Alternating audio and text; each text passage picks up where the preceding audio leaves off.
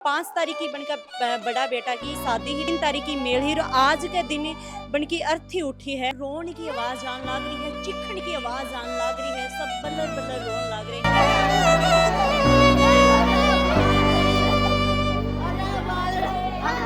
और आज का दिन बनकर बेटा को बान है, वो बैठने को कल पीला चावल की, कल भी खुद अपना हाथ से पीला चावल करवाया। तो पापा जाकर फिर भी बिना हाथ दिया, फिर भी हैंडल वगैरह नहीं पकड़ा, लेकिन बाहर रोडवेज तो इतनी स्पीड से निकली कि वह पापा को प्राण चला।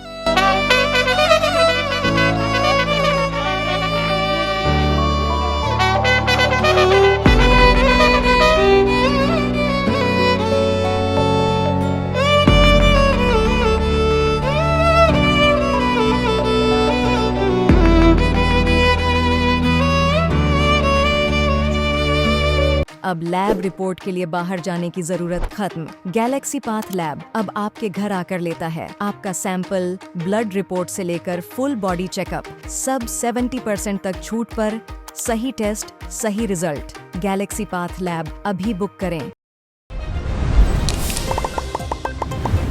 राम राम जी। मोक्ष जल को झुंझुनू पर थारो बहुत बहुत स्वागत है। झुंझुनू की धरती में तो भाई शहादत के लिए जानी जा है, बहुत सारा वीर सपूत ही बदेश के लिए शहीद होवी ही। पर काफी बार क्या वह है कि स्थिति कुछ ही प्रकार बदल जाए कि जके घर में खुशी को माहौल है, बड़ा बेटा की शादी है और पिताजी गहनों लाने खातर जान लाग रहे हैं और भी घर में खुशी है, इतनी खुशी है कि भाई बच्चा भी सोच रहे हैं कि पिताजी गए ही और गहनों लेके आऊंगा और आप हंसी खुशी सो एकदम शादी में एंजॉय करांगा। पर खुशी ही घर में और बा गम में बदल गई। मनोज जी बनको नाम है। आज आप बात करा तो ये घर के अंदर रोन की आवाज आन लाग रही है, चिखन की आवाज आन लाग रही है, सब बल्लर बल्लर रोन लाग रहे हैं।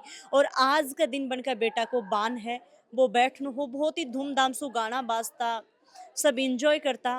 पर जो खुशी ही बा गम में बदली और आज पूरे घर है, पूरा परिवार है, पूरा गांव है, वो रोन लाग रहा है। जो मनोज जी हा बगणु लियान खातर जान लाग रहा, जो पोषाणु टोल है बिके कन बस में बैठन लगे और हैंडल पकड़वा लगे भी टाइम पर ही बन को हाथ छूट को और भाई बस इतनी स्पीड में ही हाथ छूटे और वह पड़ गया और बस बन को ऊपर की निकल गई। बन की डेथ है बा होगी। गुड्ढे बान लेके आया पर बतो लाग्यो कि भाई वह गुड्ढे पूछे हाँ जड़े तक ही बन की जो डेथ है, मौत है, मृत्यु है, बा हो चुकी ही। तो आज ही घर में डीजे लागण हो, गाना बाजना हा, सब हंसी खुशी नाचता कूदता कि भाई 4 दिन 5 दिन बाद में अपने घर में इजा भाई एक नयो मेहमान आओगो। 5 तारीख की बनके शादी ही बनकर बड़ा बेटा की 3 तारीख की मेल ही आज के दिन बनकी अर्थी उठी है। अठे बनकर बेटा को जो बान है वो बैठनु हो अठे थे देख रहा भी होगा कि भाई शादी वह भी के 4-5 दिन पहले ही टेंट वगैरह है वो लाग जा है। बान वाले दिन भी टेंट आजकल लगावी ही, बहुत ही अच्छी तरीका में धूमधाम से शादी करी ही। तो इस टेंट को जो दरी वगैरह ही, जो चानड़ी वगैरह जो टेंट लगाए करी, टेंट को सामान है वो भी इजा पड़ो है। तो भाई जो मनोज जी के साथ में ड्यूटी करी ही 20 साल ये अंकल जी गुजारे ही, 5-6 साल ये साथ में रहा हा। बातचीत करांगा। हाँ जी नमस्कार जी। नमस्कार जी। देखो अभी हालात तो बहुत ज्यादा गंभीर ही और भाई पूरा परिवार भी स्थिति में कोनी है। जैसे मैंने पता लगे, आप खुद ही बतायो कि भाई मैं 5-6 साल जॉब करी है, ये बताओ मैं 20 साल जॉब करी है। तो मनोज जी के बारे में आप थोड़ा सो बताओ। मनोज जी 1990 में जो कांस्टेबल के पद पर सीमा सुरक्षा बल में भर्ती हुए और बीएसएफ में, और जैसलमेर में जब यूनिट थी तो मैं एडजुटेंट की ड्यूटी कर रहा था। तो बहुत ही मतलब मिलनसार और बहुत मेहनती एनसीओ के रूप में था और करीब 2021 तक मेरे साथ रहा। 2013 से लेकर जून 2021 तक मैं उसी यूनिट में रहा।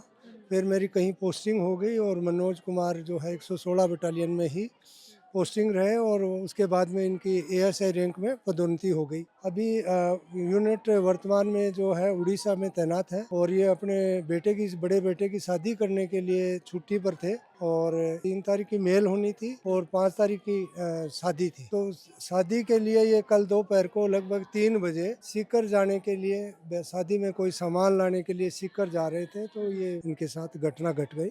जैंकी अंकल जी मैंने पता लगे, आप खुद बताओ कि भाई 20 साल थे साथ में वक्त गुजारे हो। 20 साल कोई 20 दिन भी इंसान साथ में रह ले है तो भी की याद बन जाए। तो 20 वर्ष तो बहुत हो एक बच्चों जन्म लेके वो शादी करने वाला हो जाए तो 20 साल मतलब कुछ थारे कोई याद है कि याद आ रही है अभी फिलहाल? हमारी बात ऐसे है कि इनके ससुर जी हमारे गांव में 15 साल टीचर रहे और उनके दामाद थे, तो वहाँ से हमारी जानकारी है जैसलमेर में आए थे, खोजी के पद पे भर्ती हुए थे और फिर हम साथ साथ रहे। तो ये फिलहाल अभी इनका न्यू प्रमोशन हुआ था, एएसआई बने थे बीएसएफ में और एएसआई, और बीएसएफ में एएसआई बनने के बाद में डबल खुशी ये थी कि शादी थी बच्चे की।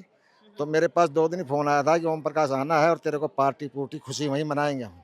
तो बहुत ही अच्छा इसका व्यवहार था। शादी हुआ है बच्चा की बिसु पहले ही खुद नया कौन पता रहे कि आपा ही ई दुनिया से अलविदा हो जाऊंगा। हाँ भाई की बात हुई ही से पिताजी इकट्ठे जा रहे हा कि कुछ हुई से पापा घर आया, वे खानो वगैरह कब खाया। आपका पापा से ड्यूटी पर छुट्टी आया हा 14 तारीख न आया। 14 तारीख न आने के बाद बुआ जी का भात भरनो, छोटी वाली बुआ के, तो वे बात नूतने के लिए आया घर। वे बात नूत लिया 14 ने, फिर भी 15, 16, 17 ने गहनों वगैरह बर्तन कपड़ा लेने के लिए ताऊजी वगैरह के साथ जाता रहा। फिर 2-3 दिन बाद में दिखाओ वगैरह कर दिया। 21 ने मन भात पिलानी लेके जाड़ो में 21 ने भात पिलानी लेकर गया। बड़े में बुआ जी का भात भरया, 22 ने शादी में रुकिया, 23 ने बीजे पार्टी ही, 23 ने रुकिया, 23 ने रात ने मैं बीजे से विदाई ले ली, रात में लगभग 10:30 बजे कि भाई अब घर जाकर अपने घर में खुद का लड़का की तैयारी करनी है शादी की। बड़े से आने के बाद मैं सिर्फ घर में तैयारी का लाग गया। तब से मैं अब तक बिल्कुल भी फ्री को नहीं।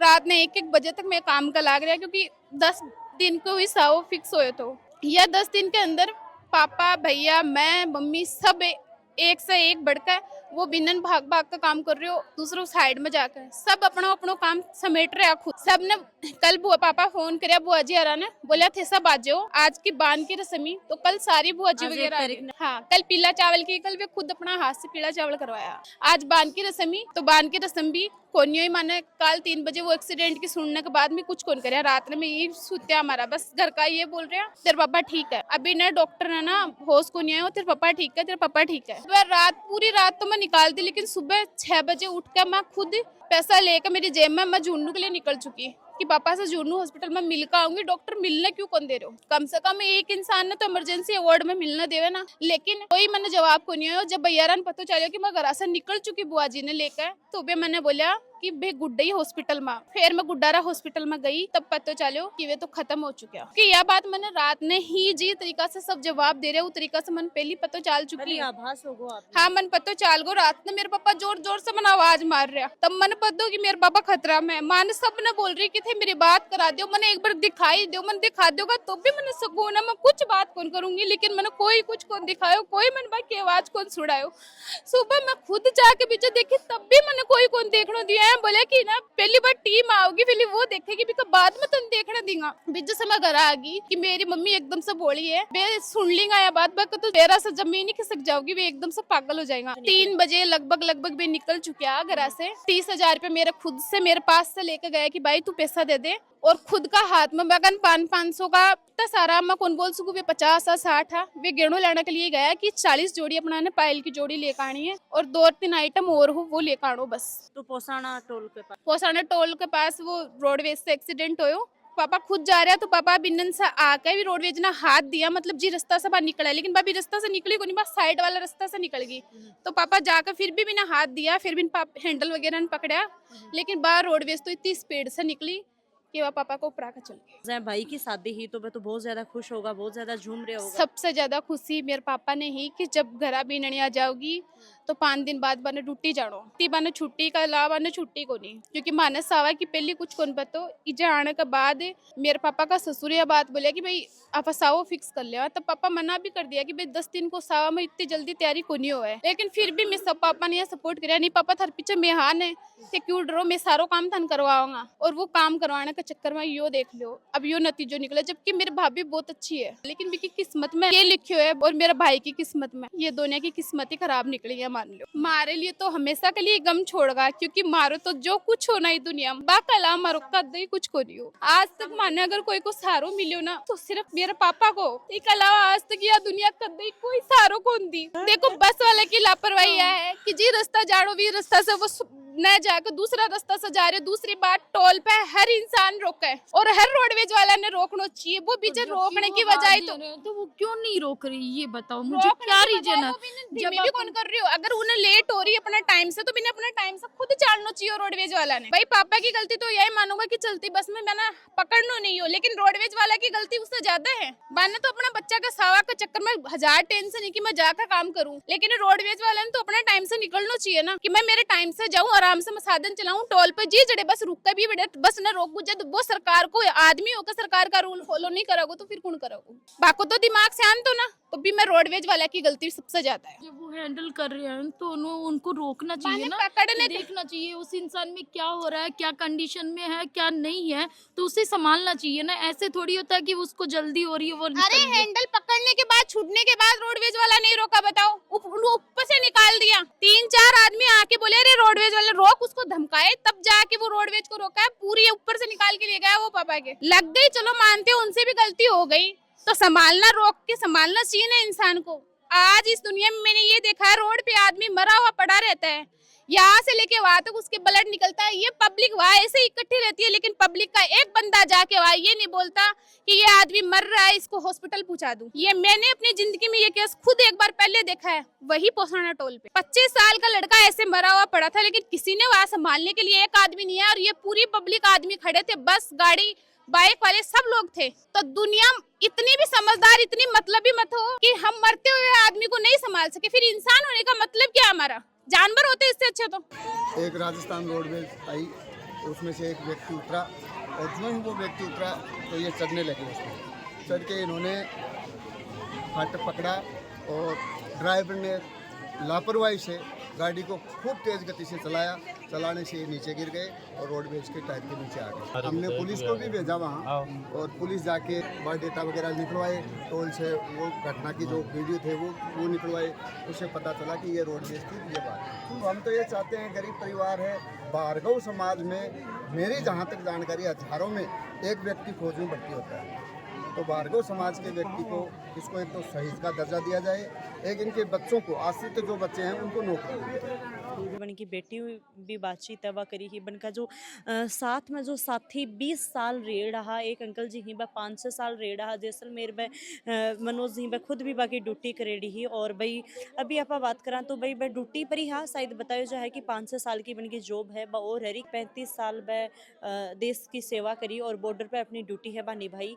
बीएसएफ के अंदर बहा और घरा क्यों आया हा, कहीं आया हा, वो टोटल थे वीडियो के माध्यम से देखियो कि बड़ा बेटा की 3 बच्चे हैं, इनका 2 बेटा ही 1 बेटी है।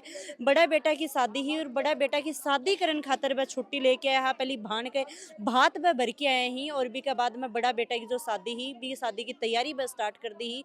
आज का दिन अठे घर में बहुत ही धूमधाम बान बैठन वालों हो, पर जो पूरी की पूरी खुशी है वह गम के अंदर बदल गई और मनोज जी ही बन की डेथ हुई, कहीं हुई कहीं नहीं हुई, बट टोटल बन की बेटी भी बताई है। और मैं खुद भी सुबह मैं खुद भी इंट्रोम थाने बताई ही और भाई घर को माहौल थे देख सको कि हालात बहुत ज़्यादा ख़राब ही। बन की जो वाइफ ही तो बिल्कुल बेसुध ही हो रही, इतनी कंडीशन ख़राब हो रही है। घर में डॉक्टर आ रहे हैं, चेकअप है वो बन को चल रहे हैं।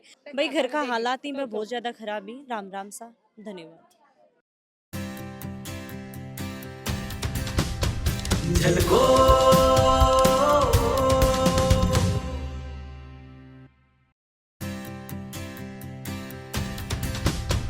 झलको